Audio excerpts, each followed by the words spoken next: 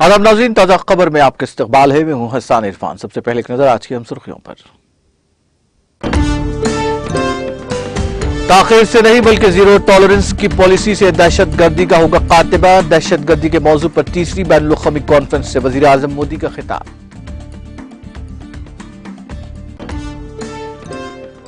दहशतगर्दी की माली मुआवनत खुद दहशतगर्दी से ज्यादा है खतरनाक। आलमी बरादरी से मुत्तहिदा तौर पर रोकने मरकजी वज़ीर दाखिला अमित शाह की अपील।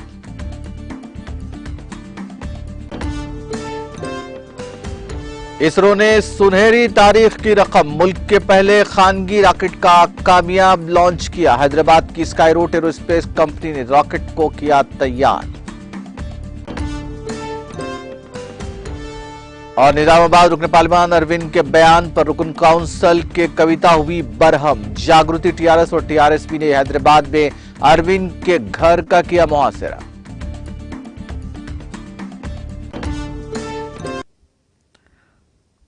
और अब खबरें तफसील से। वज़ीर आज़म नरेंद्र मोदी ने जुमा को दहशतगर्दी को इंसानियत के लिए सबसे बड़ा खतरा करार दिया और बैनुल-अक़वामी बरादरी से मुतालबा किया कि वो चोरी का रवैया छोड़कर उसके खिलाफ सिफर बर्दाश्त की पॉलिसी अपनाए ताकि उसे जड़ से उखाड़ फेंका जा सके। आज यहां नेशनल इन्वेस्टिगेशन एजेंसी के इस्तेमाल दहशतगर्दी के लिए कोई पैसा नहीं के मौजू पर तीसरी बैनुल-अक़वामी कॉन्फ्रेंस से खिताब करते हुए मोदी ने दो टोक अल्फाज में कहा कि हिंदुस्तान को कई दहाइयों से इस मसले का सामना है, लेकिन उसने पुख्ता अहद किया है कि जब तक दहशतगर्दी का खात्मा नहीं हो जाता तब तक वो आराम से नहीं बैठेंगे। उन्होंने कहा कि भारत में इस कॉन्फ्रेंस के इनेकाद की अपनी अहमियत है, क्योंकि भारत को उस वक्त से दहशतगर्दी का सामना है जब बेशतर ममालिक ने उसे नजरअंदाज किया था। दहशतगर्दी को पूरी इंसानियत के लिए खतरा बताते हुए मोदी ने कहा कि इसका गरीब अवाम और मुकामी मईशत पर दूररस असर पड़ता है और लोगों की रोजी रोटी तबाह होती है। दहशतगर्दी को जड़ से उखाड़ फेंकने के लिए जरूरी है कि उसकी रुकूमात की फराहमी के जराये का पता लगाया जाए और उन पर रोक लगाई जाए। इसके लिए उन्होंने आलमी बरादरी से मुत्तहिदा कर कोशिश करने का मुतालबा किया। वज़ीर आज़म ने कहा कि कुछ ममालिक अच्छी और बुरी दहशतगर्दी की बात करके दहशतगर्दी की बिलवास्ता हिमायत करते हैं, जो कि सरासर नाइंसाफी है। उन्होंने पाकिस्तान का नाम लिए बगैर कहा कि बाज़ ममालिक खारिजा पॉलिसी का हिस्सा बनकर दहशतगर्दी की हिमायत करते हैं और इन तंजीमों को नजरियाती और सियासी हिमायत देते हैं। बैनुल-अक़वामी बरादरी को बिलवास्ता और बिलावास्ता और दहशतगर्दी की हिमायत करने वाले ममालिक और तंजीमों को अलग थलग करने के लिए मुत्तहिद होना होगा। उन्होंने जोर देकर कहा कि दहशतगर्दी से अगर मगर लेकिन मखमसे की पॉलिसी से नहीं निपटा जा सकता और इसके लिए जीरो टॉलरेंस की पॉलिसी अपनाना बहुत जरूरी है।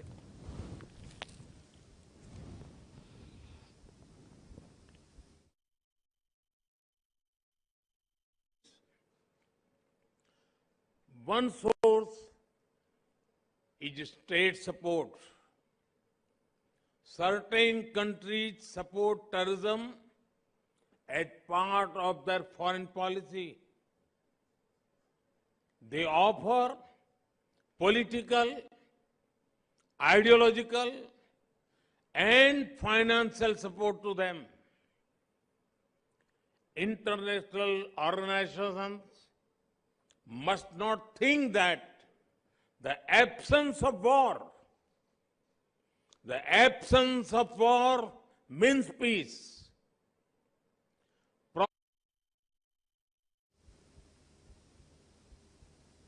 मरकजी वज़ीर दाखिला अमित शाह ने जुमा को दहशतगर्दी की माली इमदाद को दहशतगर्दी से ज्यादा खतरनाक करार देते हुए आलमी बरादरी से मुत्तहिद होकर उसे रोकने की अपील की। अमित शाह आज यहां दहशतगर्दी की माली मदद का मुकाबला के मौजू पर तीसरी दहशतगर्दी के लिए कोई पैसा नहीं वजारती कॉन्फ्रेंस के दहशतगर्दी और दहशतगर्दी की माली मानत के आलमी रुझानात पर पहले इजलास की सदारत की। वज़ीर दाखिला ने कहा कि दहशतगर्दी बिलाशुबा आलमी अमन और सलामती के लिए सबसे बड़ा खतरा है, लेकिन वो समझते हैं दहशतगर्दी की माली मावनत खुद दहशतगर्दी से ज्यादा खतरनाक है, क्योंकि दहशतगर्दी के जराये और तरीके इसी सरमाए से चलते हैं। इसके साथ दहशतगर्दी की माली मावनत करके दुनिया के तमाम ममालिक की मईशत को कमजोर करने का काम भी किया जाता है। दहशतगर्दी की तमाम शक्लों की मजम्मत करते हुए उन्होंने कहा कि मासूम जाने लेने के अमल को जायज करार देने की कोई वजह कबूल कबूल नहीं की जा सकती। उन्होंने दुनिया भर में दहशतगर्दाना हमलों के मुतासिरीन और उनके अहल-ए-क़ाना से हमदर्दी का इजहार करते हुए कहा कि हमें इस बुराई के साथ कभी समझौता नहीं करना चाहिए। मरकजी वज़ीर दाखिला ने कहा कि हिंदुस्तान कई दहाइयों से सरहद पार से स्पॉन्सर शुदा दहशतगर्दी का शिकार रहा है। बदलते हुए हालात में दहशतगर्दी की नई जहत का जिक्र करते हुए उन्होंने कहा कि दहशतगर्दी की ये तब्दीली डायनामाइट से मेटावर्स और AK-47 से वर्चुअल असासों में यकीनन दुनिया के ममालिक और हम सब के लिए तशवीश का बाइस है। हम सबको मिलकर इसके खिलाफ मुश्तरका हिकमत अमली तैयार करनी होगी। हम ये भी तस्लीम करते हैं कि दहशतगर्दी के खतरे को किसी मजहब, कौमियत या ग्रोह से मुंसलिक नहीं किया जा सकता और ना ही होना चाहिए।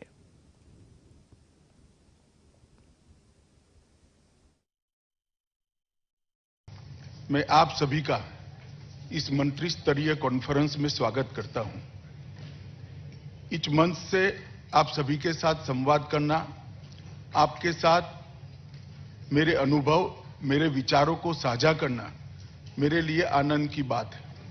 साथ ही मानवता के सामने सबसे बड़ी चुनौती टेररिज्म पर आप सभी के विचार सुनने के लिए भी मैं उत्सुक हूं। मुझे आशा है कि 2 दिन की इस चर्चा में हम एक वर्केबल तथा प्रैक्टिकल रोड मैप तय करने में सफल होंगे और टेररिज्म के खिलाफ की लड़ाई में एक निर्णायक मकाम पर पहुंचेंगे।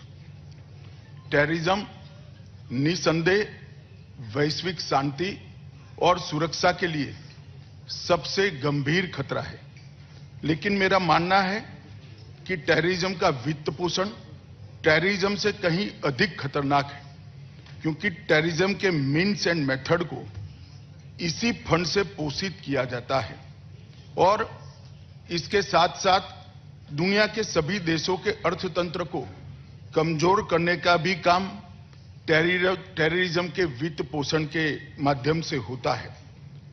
भारत टेररिज्म के सभी रूपों और प्रकारों की घोर निंदा करता है। हमारा यह स्पष्ट मानना है कि निर्दोष लोगों की जान लेने जैसे कृत्य को उचित ठहराने का कोई भी कारण स्वीकार नहीं किया जा सकता। इसलिए मैं दुनिया भर के टेररिस्ट हमलों के पीड़ितों और उनके परिवारों के साथ अपनी संवेदना व्यक्त करता हूं। हमें इस बुराई से कभी समझौता नहीं करना चाहिए। भारत कई दशकों से टेररिज्म का शिकार रहा है, जो सीमा पार से प्रायोजित है। भारतीय सुरक्षा बलों और आम नागरिकों को निरंतर और समन्वयित तरीके से अत्यंत गंभीर टेररिस्ट हिंसा की घटनाओं से जूझना पड़ा है। इंटरनेशनल कम्युनिटी का एक कलेक्टिव अप्रोच है कि टेररिज्म के सभी रूपों की निंदा की जानी चाहिए, लेकिन तकनीकी क्रांति से टेररिज्म के रूप और प्रकार निरंतर बदल रहे हैं। ये हमारे लिए एक चुनौती है। आज टेररिस्ट या टेररिस्ट ग्रुप आधुनिक वेपन तथा इंफॉर्मेशन टेक्नोलॉजी और साइबर तथा फाइनेंशियल वर्ल्ड को अच्छी तरह से समझते हैं और उसका उपयोग भी करते हैं। टेररिज्म का डायनामाइट से मेटावर्स और AK-47 से वर्चुअल एसेट्स तक का ये परिवर्तन दुनिया के देशों के लिए निश्चित ही चिंता का कारण है और हम सभी ने साथ में मिलकर इसके खिलाफ साझी रणनीति तैयार करनी होगी। हम सभी मानते हैं कि टेररिज्म का खतरा किसी धर्म, राष्ट्रीयता या किसी समूह से जुड़ा नहीं हो सकता और नहीं होना चाहिए।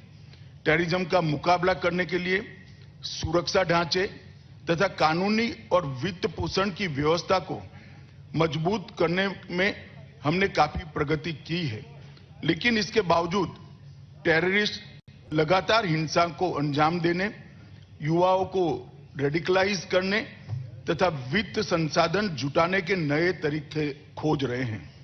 टेररिस्ट अपनी पहचान छिपाने के लिए और रेडिकल मटेरियल को फैलाने के लिए डार्क नेट का उपयोग कर रहे हैं। साथ ही क्रिप्टो करेंसी जैसे वर्चुअल एसेट्स का भी उपयोग बढ़ रहा है।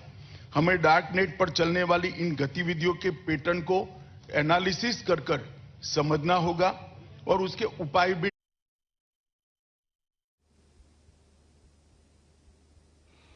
हिंदुस्तानी कलाई तहकीक तंजीम इसरो ने जुमा को मुल्क का पहला प्राइवेट रॉकेट विक्रम एस को कामयाबी से लॉन्च किया, जिसका नाम प्रारंभ है, जिसने सुनहरी तारीख रकम की। 3 घंटे की उल्टी गिनती के बाद सुबह 11:30 बजे प्रारंभ ने यहां से कामयाबी के साथ उड़ान भरी। हैदराबाद की स्काई रूट एरोस्पेस कंपनी ने इस रॉकेट को तैयार किया है। 545 किलोग्राम वजनी ठोस ईंधन से चलने वाला और 6 मीटर लंबा सब ऑर्बिटल लॉन्च व्हीकल को साउंड रॉकेट लॉन्च से छोड़ा गया। 3 पेलोड के साथ इस रॉकेट के कामयाब लॉन्च के साथ ही हिंदुस्तान ने कला में एक और बड़ी छलांग लगा दी है। स्काई रूट एयरस्पेस ने ट्वीट किया, दिल की धड़कन तेज, सबकी नजरें आसमान की तरफ है, जमीन सुन रही है। इसी दौरान वजीर आजम ने इसरो के साइंसदानों को मुबारकबाद दी।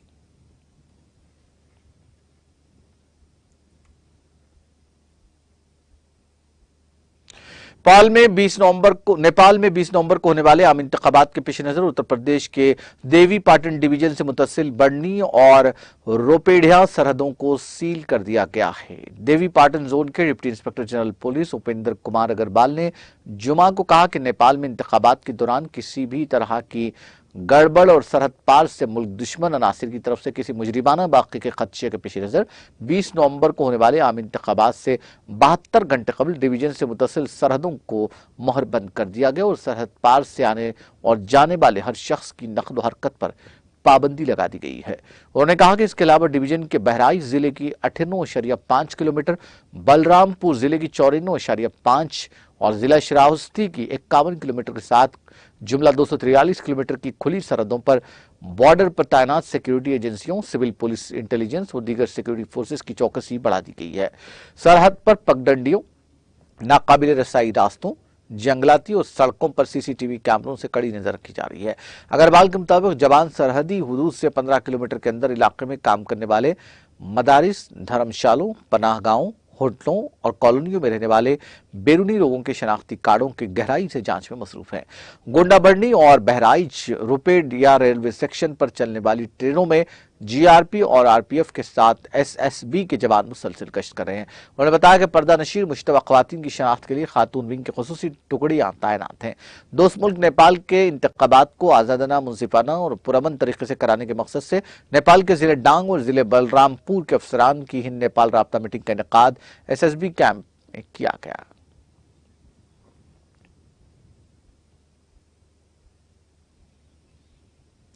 नेशनल कॉन्फ्रेंस के सदर डॉक्टर फारूक अब्दुल्ला ने पार्टी के सदर के ओहदे से दस्तबरदार होने का ऐलान किया है। पार्टी के एक तर्जुमान ने बताया कि डॉक्टर फारूक अब्दुल्ला ने अपने साथियों को पार्टी के सदर के ओहदे से दस्तबरदार होने से मुताल्लिक मुतल्ला किया है। उन्होंने कहा कि पार्टी के सीनियर लीडरों की सख्त काबिशों के बावजूद डॉक्टर फारूक अब्दुल्ला अपने फैसले पर बजीद रहे और इस पर नजरसानी करने पर राजी नहीं हुए।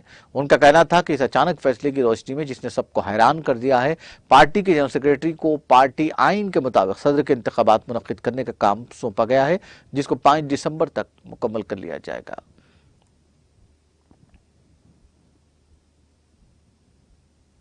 ट्विटर ने जुमा को मुलाजमीन से कहा कि कंपनी के दफ्तर की इमारतों को फौरी तौर पर आर्जी तौर पर बंद कर दिया जाएगा। ट्विटर ने मुलाजमीन के बड़े पैमाने पर इस्तीफों की इत्तलात के दरमियान अपने दफातर को आर्जी तौर पर बंद करने का ऐलान किया है। मुलाजमीन हैशटैग लोवेर योर किड और एक सैल्यूटिंग इमोजी का इस्तेमाल करते हुए ट्वीट कर रहे हैं कि वो कंपनी छोड़ रहे हैं। बीबीसी के मुताबिक हमले को बताया गया कि दफातर पीर 21 नवंबर को दोबारा खुल जाएंगे। इसकी कोई वजह नहीं बताई गई। ये ऐलान इन रिपोर्ट्स के दरमियान सामने आया है कि नए बॉस एलोन मस्क ने सख्त मेहनत से तवील मुद्दत तक काम करने के लिए अहद करने या 3 माह की तनख्वाह के साथ अलविदा करने के लिए जुमेरात को शाम 5 बजे की डेडलाइन देने के बाद बड़ी तादाद में मुलाजमीन नौकरी छोड़ रहे हैं।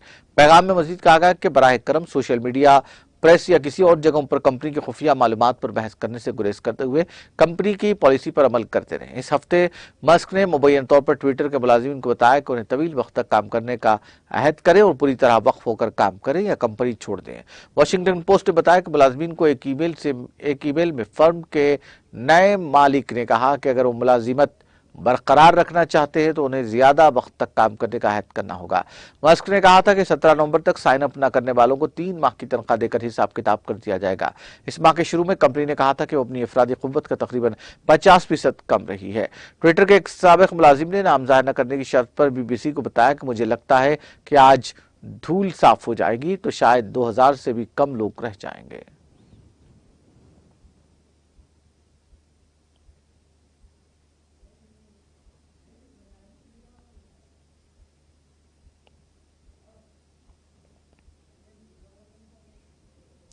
FBI को अमेरिका में चीन से मुंसलिक खुफिया पुलिस स्टेशनों के कायम होने की खबरों पर तशवीश है। बीबीसी ने जुमा को ये इत्तला दी।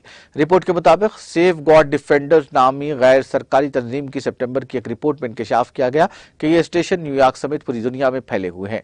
FBI के डायरेक्टर क्रिस्टोफर ने सीनियर सियासतदानों को ब्रीफिंग दी कि एजेंसी पूरे अमेरिका में ऐसे मराकज की रिपोर्ट्स की निगरानी कर रही है और हम इन स्टेशनों के वजूद से आगाह हैं। उन्होंने कहा कि हमारे लिए ये सोचना भी इश्तियाल अंगेज है कि न्यूयॉर्क में चीनी पुलिस को मुनासिब मांगी के बगैर अपना पुलिस स्टेशन कायम करने की कोशिश करनी चाहिए। यह हमारी खुद मुख्तारी की खिलाफ वर्जी है और मेयारी अदालती और कानूनी तरीक़ेकार की खिलाफ वर्जी है। बीबीसी के मुताबिक सीनियर इंटेलिजेंस अफसर ने यह इत्तला अमेरिकी सेनेट की होमलैंड सिक्योरिटी और सरकारी उमूर की कमेटी की समात में सीनियर कानून साजों को दी। स्पेन में कायम NGO सेफगार्ड डिफेंडर्स के मुताबिक चीन ने कई बर्र-ए-आज़मों में समंदर पार पुलिस सर्विस स्टेशन कायम किए हैं, जिनमें 2 लंदन और 1 ग्लासगो के अलावा शुमाली अमेरिका के टोरंटो और न्यूयॉर्क में भी हैं। ये यूनिट मुबैना तौर पर बैनुल-अक़वामी जराइम से निपटने और बैरून मुल्क मुकीम चीनी शहरियों को इंतजामी खिदमात फराहम करने के लिए कायम किए गए थे, जैसे बैरून मुल्क चीनी ड्राइवरों के लाइसेंस की तजदीद और कौंसलर्स से मुतालिक दीगर खिदमात के लिए हैं। ताहम हिफाजती महाफिजों के मुताबिक इनका मकसद ज्यादा मज़मूम अहदाफ है। चीन ने बैरून मुल्क पुलिस स्टेशनों की खबरों की तरदीद है।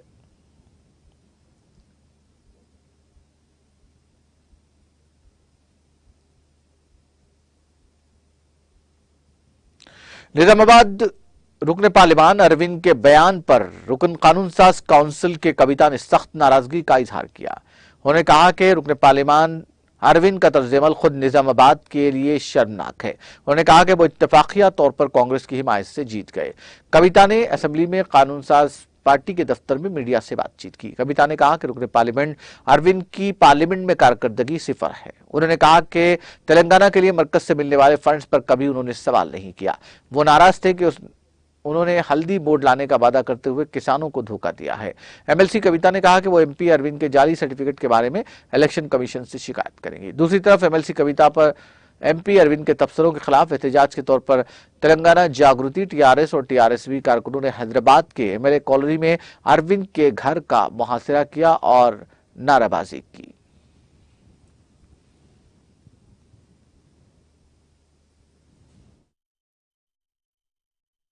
ఇక మా ఎంపీ గారు అన్ఎక్స్పెక్టెడ్గా నా మీద 2019లో 186 మంది అభ్యర్థులను పెట్టుకొని అనేక రకమైనటువంటి కన్ఫ్యూజన్స్ క్రియేట్ చేసి సంపూర్ణంగా కాంగ్రెస్ పార్టీ మద్దతుతోని యాక్సిడెంటల్గా గెలిచినటువంటి వ్యక్తి ఈ అరవింద్ గారు. గెలిచినప్పటి నుంచి ఇప్పటి వరకు చిల్లర మాటలు, చాలా చిన్న చేష్టలు, విచిత్రమైనటువంటి అంశాలు, ఎంత పెద్ద నాయకుడినైనా ఎటుబడితటే మాట్లాడుతూ చాలా నిజామాబాద్ పేరును కూడా, మాకు సిగ్గైతుంది ఆయన నిజామాబాద్ నుండి ఉన్నాడంటే, నిజామాబాద్ పేరును కూడా మరి పాడు చేస్తున్నటువంటి వ్యక్తి ఈయన. ఈయనను ప్రజలు ఎంపీగా గెలిపించి పంపించేస్తే ఇప్పటి వరకు ఏ రాజకీయ నాయకుడినైనా కూడా అయితే ఇచ్చినటువంటి పదవిలో కొంత పర్ఫార్మెన్స్ అన్నా ఉండాలి, లేకపోతే ప్రవర్తన అన్నా బాగుండాలి. కానీ ఈయన దగ్గర రెండు లేవు. పార్లమెంటులో మామూలుగా ఏ ఎంపీ అయినా యావరేజ్గా, అంటే మన రాష్ట్రం యావరేజు, ఎవరైనా సరే 20 ప్రశ్నలు అడిగినారు, కానీ 20 డిబేట్లలో పాల్గొన్నారు యావరేజ్గా మన రాష్ట్రంలో. కానీ మన ఎంపీ గారు, మన నిజామాబాద్ ఎంపీ గారు మాత్రం ఈ గడిచిన 4 ఏళ్లలో కేవలం 5 అంటే 5 డిబేట్లలో ఆయన పాల్గొనడం జరిగింది. అదేవిధంగా మన రాష్ట్ర ఎంపీల యావరేజ్ సభ్యులు అడిగేటటువంటి ప్రశ్నలు చూసుకుంటే 156 ప్రశ్నలు సభ్యులు అడిగితే మా ఎంపీ గారు యావరేజ్గా 66 ప్రశ్నలు మాత్రమే అడిగిండు.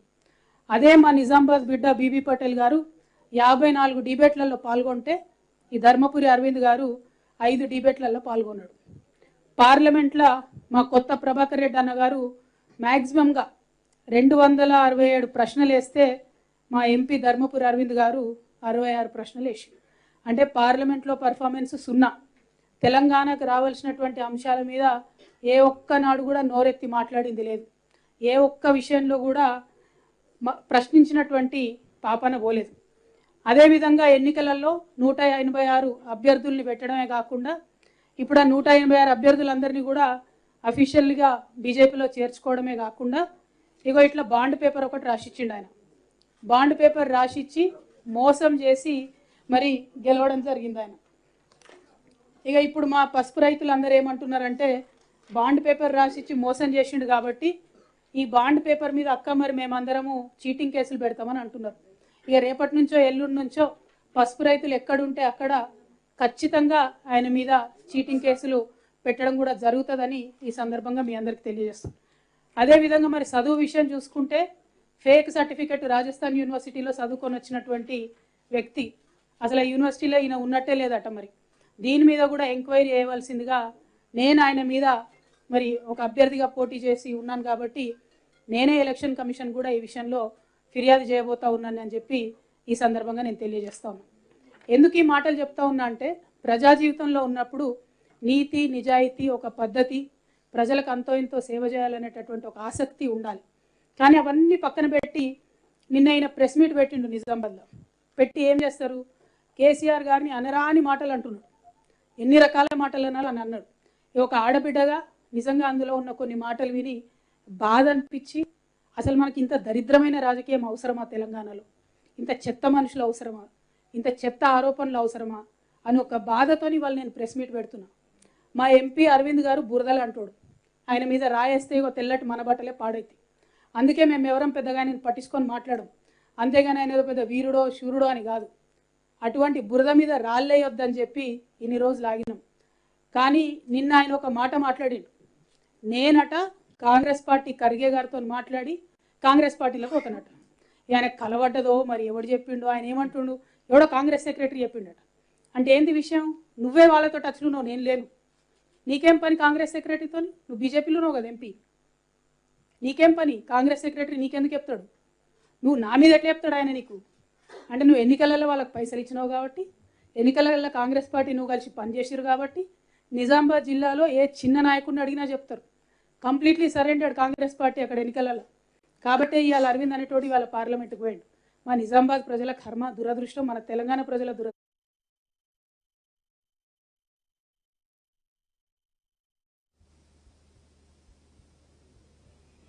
आखिर में सुर्खियां एक बार फिर। ताखीर से नहीं बल्कि जीरो टॉलरेंस की पॉलिसी से दहशतगर्दी का होगा खात्मा। दहशतगर्दी के मौजू पर तीसरी बैनुल-अक़वामी कॉन्फ्रेंस से वजीर आजम मोदी का खिताब।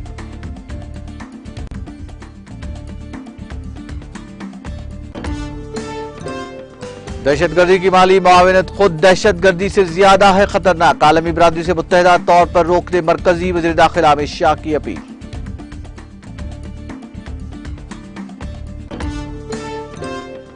इसरो ने सुनहरी तारीख की रकम, मुल्क के पहले प्राइवेट रॉकेट का कामयाब लॉन्च किया। हैदराबाद की स्काई रूट एरोस्पेस कंपनी ने रॉकेट को किया तैयार।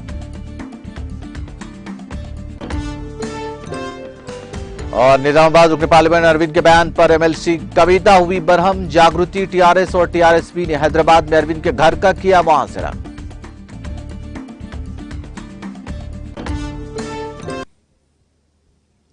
ताजा खबर में फिलहाल इतना ही। ताजा तरीन अपडेट्स के लिए देखते रहिए टीटीवी।